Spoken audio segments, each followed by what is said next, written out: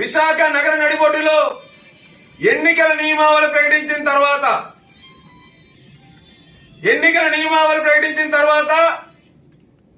ఒక దళిత యువకుడు హత్య చేయబడితే మరి ఇదే తూర్పు నియోజకవర్గంలో ప్రస్తుత ఎంపీగా ఉన్నటువంటి తూర్పు నియోజకవర్గ అభ్యర్థి ఎంవీవీ సత్యనారాయణ ఎందుకు ఆ కుటుంబాన్ని పరామర్శించలేదు? కనీసం జరిగిన సంఘటన మీద ఎందుకు పోలీసులకి చర్యలు తీసుకోమని చెప్పడం లేదు? క్రైమ్ నెంబర్ 130/2024 13వ తారీఖున ఇదే నెలలో జరిగింది. సెక్షన్ 302 అలాగే పలు సెక్షన్లు వేశారు.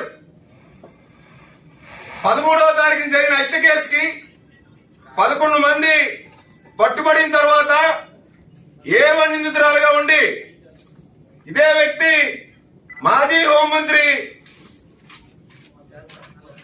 తో ఫోటోలు దిగి అత్యంత పలుకుబడి ఉందని చెప్పుకొని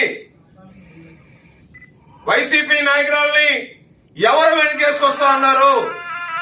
ఎందుకు ఇవాళ అరెస్ట్ చేయడం లేదు?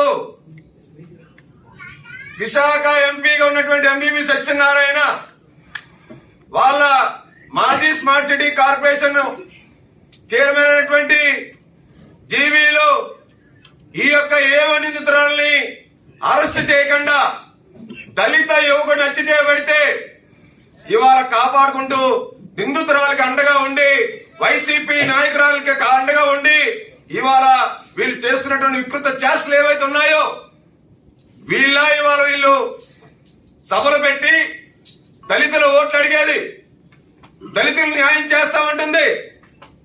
ఒక దళితుల హత్య విషయంలో ఎంబీవీ జీవీలు చేసేటువంటి ద్రోహాన్ని ఈ యొక్క నగర ప్రజలు గుర్తుపెట్టుకోవాలి. ఇంత పెద్ద ఎత్తున నగర నడిబొడ్డులో మర్డర్ జరిగితే దళితులు ఇష్టానుసారంగా చంపేట హక్కు వీళ్ళకి ఎవరిచ్చారు? వైసీపీ నాయకులుగా అడుగుతా ఉన్నాం మేము.